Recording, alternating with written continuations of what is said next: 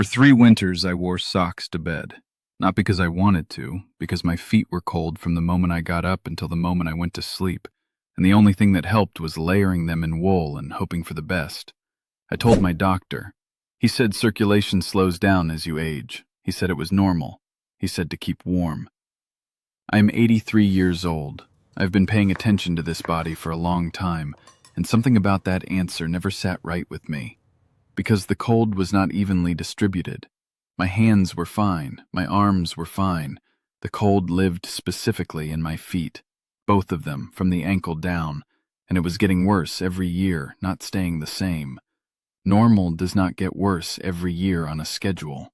Something was causing it.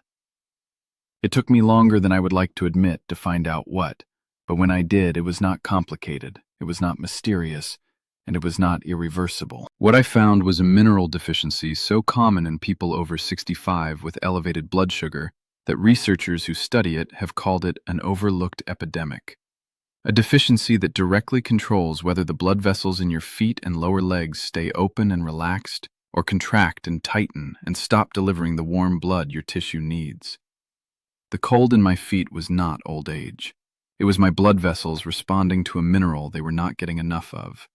And the reason they were not getting enough of it had everything to do with blood sugar. Stay with me, because if your feet are cold right now, not just in winter, but chronically, morning and night, summer and winter, what I am about to explain may be the first time someone has told you what is actually happening. Before I go further, tell me, are your feet cold right now as you watch this? Both of them or just one? Morning only or all day? Drop it in the comments. I read every one, and what you share matters. Let me explain the mechanism from the beginning, because it connects 3 things that most people have never seen linked together. The first is blood sugar. When glucose runs elevated for months or years, even moderately elevated, even what your doctor calls pre-diabetic range, your kidneys respond in a specific way. They try to clear the excess glucose by filtering it out through urine. Research has established that this process of glucose excretion carries a passenger that the kidney was not supposed to lose: magnesium. Every time your kidneys flush excess glucose, they excrete magnesium alongside it. Not because something has gone wrong with the kidney, because of the biochemistry of how glucose and magnesium interact in the renal tubule. The result is that people with chronically elevated blood sugar lose magnesium faster than they can replace it through food. And most people over 65 are already not getting enough magnesium from food to begin with. Research has found that more than 70% of adults with type 2 diabetes are magnesium deficient, not borderline, deficient. The second is what magnesium actually does inside a blood vessel. Your blood vessels are not passive pipes. They are living tissue wrapped in smooth muscle. That smooth muscle is constantly making micro-adjustments, contracting slightly, relaxing slightly, in response to signals from your nervous system, your hormones, and your mineral balance. Magnesium is the mineral that tells smooth muscle to relax. Without adequate magnesium, the smooth muscle around your blood vessels defaults to a contracted state. Not dramatically, not all at once, gradually. Over months of deficiency, the vessels that supply blood to your extremities, your feet, your toes, the skin across the sole, get progressively tighter. The diameter of the opening narrows, less blood gets through. The blood that does arrive is not enough to maintain normal tissue temperature. Your feet get cold.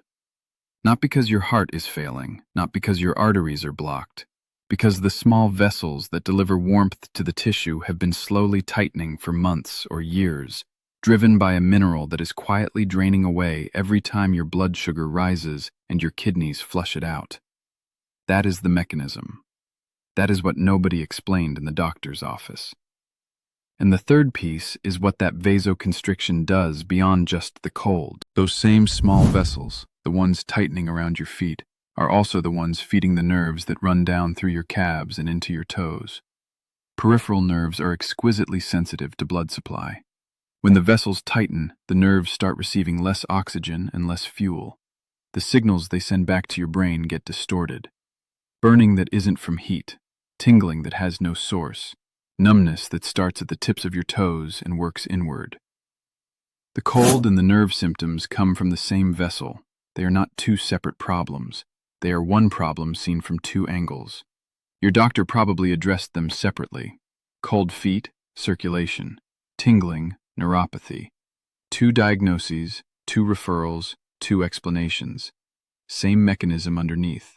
Same magnesium deficiency driving both. I want to tell you about a woman, 74 years old, retired librarian from outside Portland.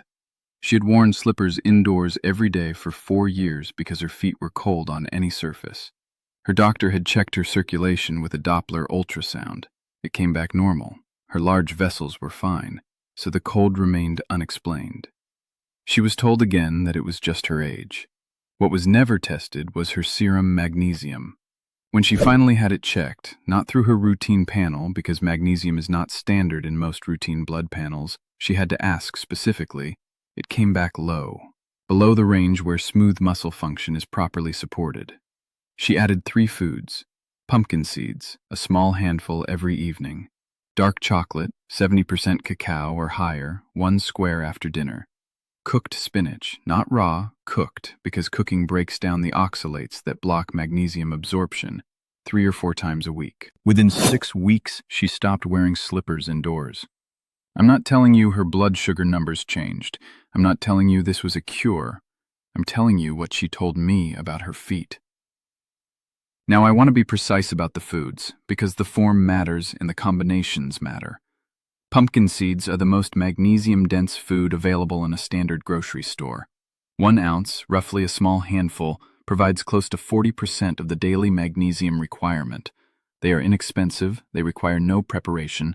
A 2-pound bag at Costco costs about $8 and lasts a month. Eat them plain, add them to yogurt, sprinkle them on whatever you are already eating. The delivery method does not matter, the consistency matters. Dark chocolate at 70% cacao or higher contains approximately 65 milligrams of magnesium per ounce. 1 square, not the whole bar. The cacao is where the magnesium lives. The higher the percentage, the more magnesium per square. This is not a treat. This is a mineral delivery mechanism that happens to taste good. Cooked spinach. 1 cup of cooked spinach provides more magnesium than 1 cup of raw spinach because cooking concentrates the mineral by volume and reduces the oxalic acid that competes with magnesium absorption in your gut. This distinction matters. Raw spinach in a salad does not deliver the same magnesium load as spinach that has been wilted down in a pan. The cooking step is not optional if the goal is mineral repletion. These 3 foods together cover the daily magnesium requirement in a way that food alone with normal eating usually cannot. That is why the deficiency is so common. The foods that carry the most magnesium are not the foods that appear most often in a typical daily diet. Nobody is snacking on pumpkin seeds by default. Nobody is eating cooked spinach 4 times a week without intention. But intention is all it takes. The mineral is available, the foods are inexpensive, the mechanism is real. There are 2 things that pair with the magnesium foods to make the vessel relaxation more complete. The first is morning hydration. 16 to 20 ounces of water before coffee, before food, before anything. Research has established that overnight dehydration mildly elevates a hormone called vasopressin, which is itself a vasoconstrictor. Your vessels wake up already slightly tighter than they would be in a fully hydrated state. Adding magnesium to vessels that are vasoconstricted from dehydration is less effective than adding it to vessels that are properly hydrated. The water comes first, then the coffee, then the food. The sequence matters for the same reason timing matters everywhere in this system. The second is the 10-minute walk after meals. The mechanism here is different from the magnesium story, but complementary to it. Movement activates GLUT4 transporters in your muscle cells, pulling glucose out of your bloodstream independently of insulin.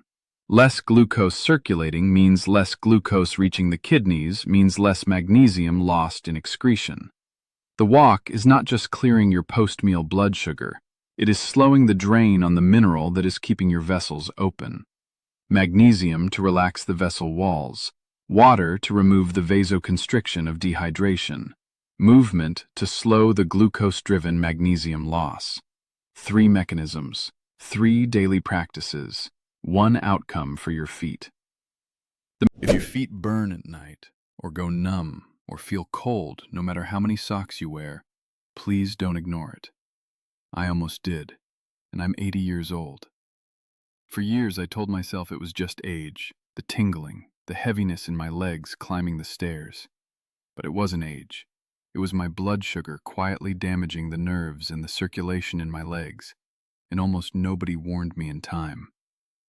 If you let it keep going, those little signals turn into something you can't undo. I wasn't willing to lose my feet or my independence. So I started doing one thing every single day to help support healthy blood sugar and protect my legs. I'll show you exactly what in this video. And if you want the simple support I personally use, there's a free presentation linked in the description below. Magnesium foods address the vessel wall directly, but I want to give you the full system because the mineral works better when the conditions around it are also managed.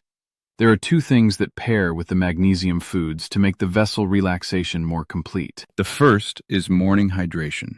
16 to 20 ounces of water before coffee, before food, before anything.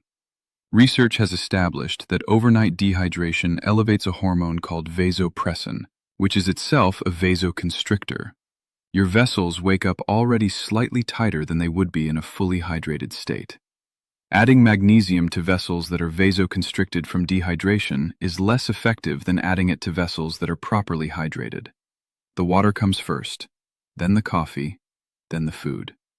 The sequence matters for the same reason timing matters everywhere in this system. The second is the 10-minute walk after meals. The mechanism here is different from the magnesium story, but directly connected to it. Movement activates GLUT4 transporters in your muscle cells, pulling glucose out of your bloodstream independently of insulin. Less glucose circulating means less glucose reaching the kidneys, means less magnesium lost through excretion. The walk is not just clearing your post-meal blood sugar, it is slowing the drain on the mineral that is keeping your vessels open. Magnesium to relax the vessel walls, water to remove the vasoconstriction of dehydration, movement to slow the glucose-driven magnesium loss. 3 mechanisms, 3 daily practices, 1 outcome for your feet. I want to tell you about a woman, 74 years old, retired librarian from outside Portland. She had worn slippers indoors every day for 4 years because her feet were cold on any surface. Her doctor had checked her circulation with a Doppler ultrasound. It came back normal. Her large vessels were fine, so the cold remained unexplained. She was told again that it was just her age. What was never tested was her serum magnesium.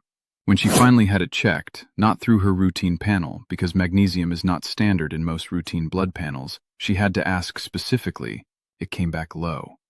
Below the range where smooth muscle function is properly supported. She added the 3 foods.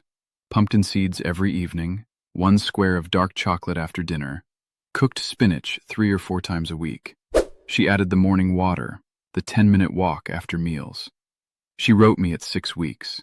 She had stopped wearing slippers indoors. I'm not telling you her blood sugar numbers changed. I'm not telling you this was a cure.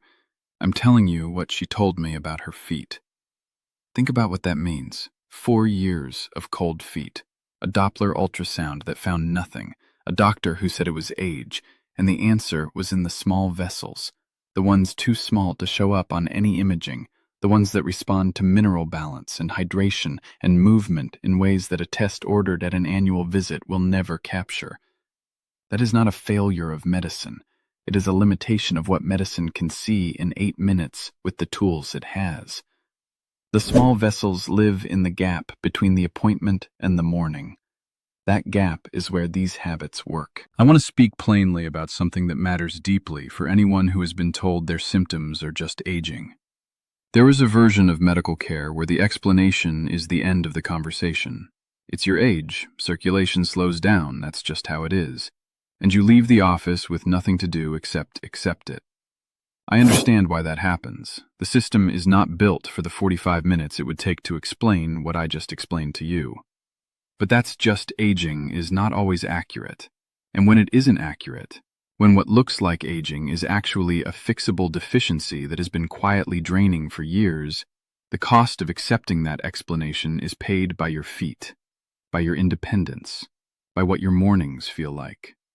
Your feet are not beyond responding. The vessel wall responds to the right mineral environment. The research says so. And the foods that provide that environment cost less than $20 a month at any grocery store. If you made it this far, you already understand more about your own legs than most people your age ever will. That matters. You know now that the burning, the numbness, the cold feet, they trace back to one thing: blood sugar slowly working against your nerves and circulation. And you know the goal isn't a miracle. It's protecting your ability to stand, to walk, to stay independent. That's why, alongside everything I showed you today, I use a simple daily support to help keep my blood sugar in a healthy range, so my legs keep carrying me where I want to go. I put the free presentation in the description below. Go watch it. And as always, keep working with your doctor. This supports your routine. It doesn't replace it. Before you go, everything I have shared today is based on the science I've followed for decades and on my own experience, paying close attention to what this body tells me. It is not medical advice. If you are managing blood sugar, circulation problems, or neuropathy with medication, please talk to your doctor before making changes. The foods and habits I described are not treatments. They are daily practices designed to support the conditions your body needs to function well, alongside whatever your doctor has prescribed, not instead of it. One specific note: serum magnesium is not always included in a standard blood panel. If you are over 65 and managing blood sugar, ask your doctor specifically to check it. The test is inexpensive. The information it gives you is worth having. 2 questions before you close this video. First, have you ever had your magnesium tested? Yes or no in the comments. Second, how cold are your feet right now on a scale of 1 to 10, where 10 is ice and 1 is fine? Drop both numbers. I want to see where people are. Start tonight. Buy pumpkin seeds this week. 1 handful in the evening. That is the beginning. Your feet have been cold long enough. Give the vessels what they have been missing.